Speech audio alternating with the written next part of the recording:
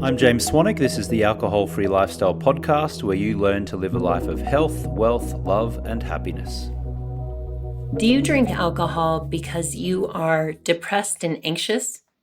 Or are you anxious and depressed because you drink alcohol? Welcome to the show, everyone. My name's Victoria English. I'm the head coach here at Alcohol Free Lifestyle. And today we're going to talk about that chicken and the egg question. Which came first, anxiety and depression or alcohol? I'm so glad that it's 2023 because today there is so much more information. We have so much research available to us that I don't know, either I couldn't find it in the past or didn't have the awareness to even look. But we can answer so many questions about our relationship with alcohol by just putting aside the shame and the self-loathing for just a little bit and become curious about what's really going on. So during this episode, I invite you to do just that. You know how to beat yourself up. And so just put that away for a second and let's chat. I spent a lot of years, as you guys know, if you've heard my story, I spent over a decade trying to figure out what was wrong with me. Why couldn't I get this alcohol thing under control? And I tried lots of different stuff. I tried talk therapy, and I tried counseling, and I tried AA, and I tried more exercise, and I tried different mood stabilizers and antidepressants. I tried all those things. None of them was really wrong, but it didn't put together the puzzle for me in a way that allowed me to achieve freedom from alcohol in a way that felt empowering and satisfying and happy. A big piece of the puzzle was the link between the neurotransmitters in our brain and this drug, this highly addictive, socially expected, notice I said expected, not accepted, drug. You know, I'm curious if more people would really listen to the information that's out there. I wonder what would happen. You know, what if the marketers had to put on their labels, the alcohol manufacturers had to put on their labels, by the way, this is going to hijack your brain and mess up your neurotransmitters. Not for the better. I wonder what would happen. Well, anyway, James, Sarah, and I are doing our part over here to carry the message. And if you're interested, there is a lot of good stuff out there. For me, it helped take away the personal nature of my alcohol problem. Yes, alcohol caused personal problems in my life, but it helped me realize that, you know what?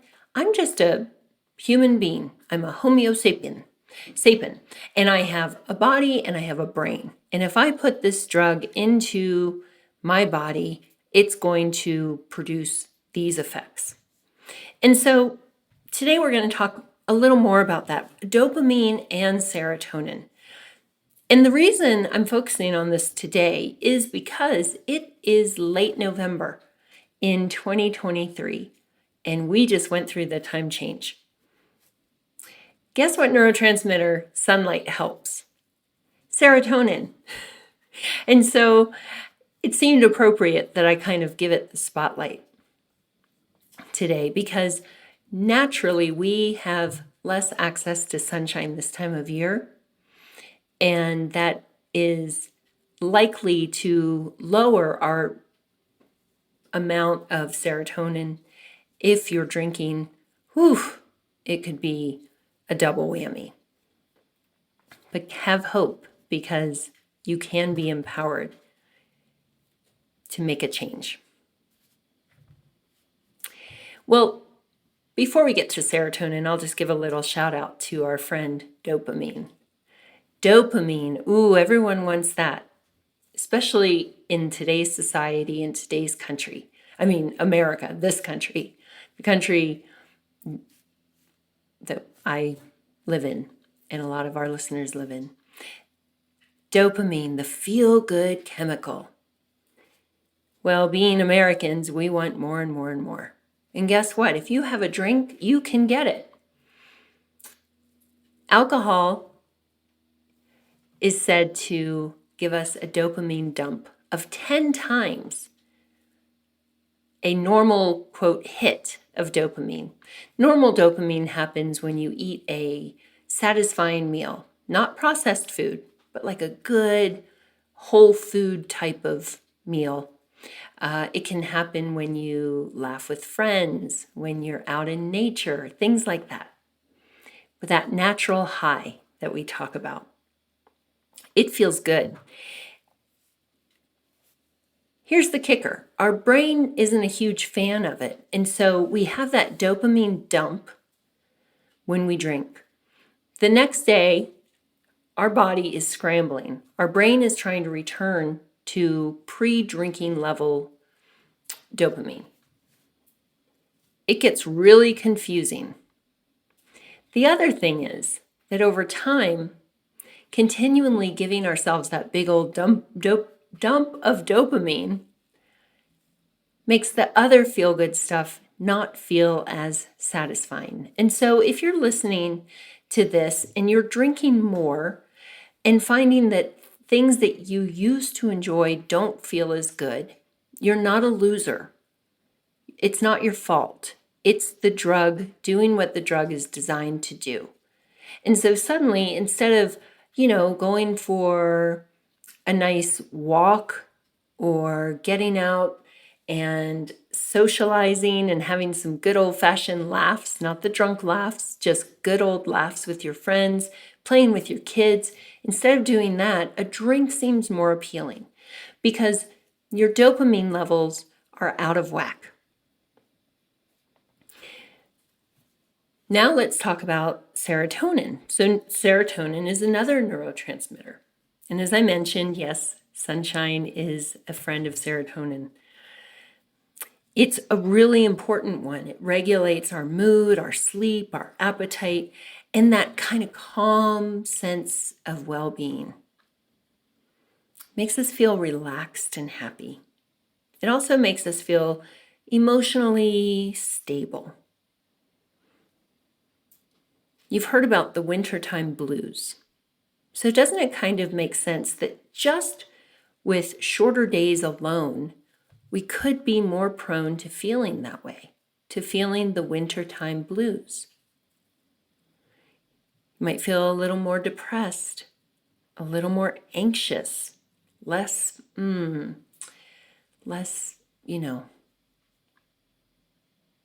mellow, peaceful.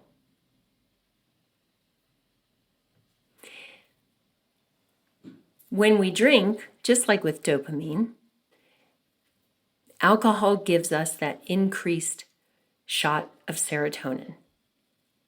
So I've got a shot of serotonin and a dopamine dump.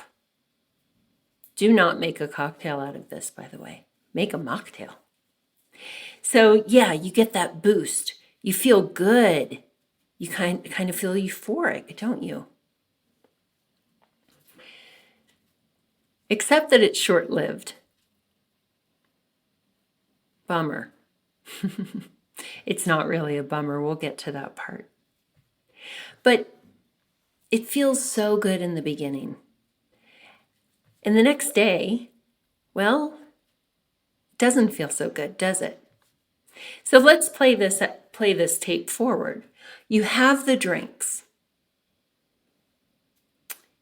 You feel euphoric, you feel relaxed, you feel happier. You got the dopamine and the serotonin. Life is great. The evening progresses. You continue to drink. that euphoria is gone, and you start to perhaps make some poor choices. Maybe you make some phone calls or send some texts that you shouldn't. Maybe you get home later than you promised. Maybe you make a fool of yourself, or you start an argument with somebody. All right, next morning happens. Well, what then? If you did that without alcohol, if you picked a stupid fight, if you neglected to come home on time, if you didn't finish a work project, whatever it is, how would you feel when you woke up in the morning? Anxious, right? Kind of down, kind of blue. That's just without any drugs involved. So picture that. But then, you had a lot of alcohol the night before. So on top of the regular feelings of regret or embarrassment, whatever it is, your brain is hijacked. Your dopamine and serotonin levels are low.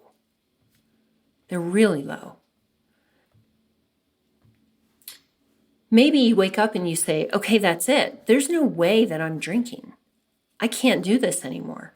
Except you feel lousy because you've got regret. You're embarrassed and your chemicals are messed up.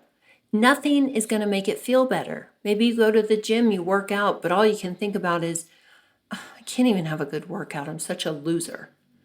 Or you say you're sorry to the person, except they're sick of it and they don't accept your apology.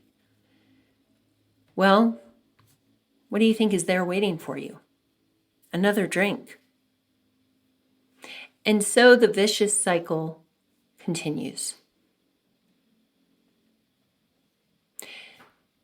Continue this long enough, and chances are you may self-diagnose or even become diagnosed with depression and anxiety. For better or for worse, American medicine, it's got its great side and not so great sides. And you might be given medication. Okay, I'm not saying that's good or bad, because again, I'm not you, I'm not a medical professional. I can't say what you need. What I can say is that there's a good chance alcohol is messing with your brain. It's messing with your head. Because anything psychological is physiological.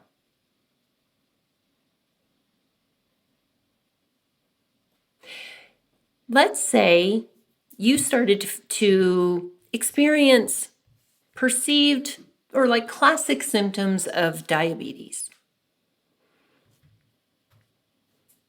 You are really thirsty. Your skin is dry. You're starving. Maybe your vision is a little bit blurred. You're tired. What would you do? You'd go to your doctor, right? And you would describe your symptoms. Would the doctor immediately put you on insulin? I mean, I don't know. Probably not. They probably wouldn't listen to your symptoms and go, oh, you're diabetic. Here's some insulin. Chances are they would say, let's do a blood draw. Okay. Would they have you eat a few donuts before the blood draw? I know you guys are going, no. Of course not. What kind of blood draw would they order? A fasting blood draw, right? Because they want to see what's going on without the influence of anything else. They want to see what your blood work looks like when you have not introduced something that's going to screw up your blood glucose levels. Because they can't make a diagnosis without that information. So if you are saying I'm having symptoms that seem like anxiety and depression. Wouldn't it make sense to remove the drug that is a depressant? A drug which has a side effect of creating more anxiety. It increases your adrenaline, your cortisol. Again, I'm not a doctor. I'm just talking real life.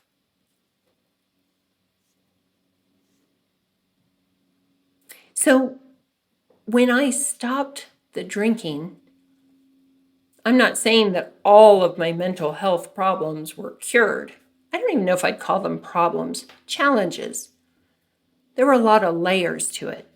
But here's what I could get to, and that was a baseline. A baseline. I removed the alcohol and I gave my body a chance to do what my body knows how to do, which is return to homeostasis, my kind of set point for those neurotransmitters. If I had been on medication, I wouldn't have gone off my medication. But you can remove the alcohol. So if you guys are on medication, don't go off your medication without talking to a doctor. I'm talking about this socially expected, highly addictive, brain hijacking drug. What if you took a break from it? I can't say that you won't have anxiety and depression, but what if there's a chance? What if there's a chance that things could get better? And so that mental health breakthrough, that piece of the puzzle, was a game changer for me. Because once it was gone, guess what? I also didn't wake up with the shame over my choices, over my texts and my phone calls and the Amazon shopping and the stupid things I did. I started naturally eating better and exercising better, more and more effectively. So all those things that used to make me feel even worse about myself started to get better. Now, here's the thing, guys. I know America loves a quick fix, and alcohol is a quick fix for those first, say, 30 minutes. It gives you a high, just like any other drug, any other street drug, right? Stuff like that. Cocaine. Yeah, it works for a little bit, but it's not the kind of lifestyle that you want to sustain. And so, why wouldn't you give yourself a chance? Really, what do you have to lose? It was a game changer for me, like I said, and I've seen it happen with now hundreds of our Project 90 members. As we head into winter is coming. As we head into it, give yourself a chance. Because again, we can't make more sunshine happen. We can't lengthen the days. It is what it is. Winter is wintry. But we can give ourselves a boost. Give your brain a chance. Give yourself a chance. You're worth it. And let's see what kind of breakthroughs you experience. Go ahead and book that free discovery call. 15 minutes, you'll speak with one of our amazing coaches. Just a quick, easy conversation. Let's talk about if you might be a fit for us. If not, it's okay. We've got lots of other resources and there are other paths available. But like I said, it's a pretty good time to be alive in 2023 as we move toward the awareness and the choices, the empowerment that you and I have in determining some outcomes around our physical, mental, and emotional health.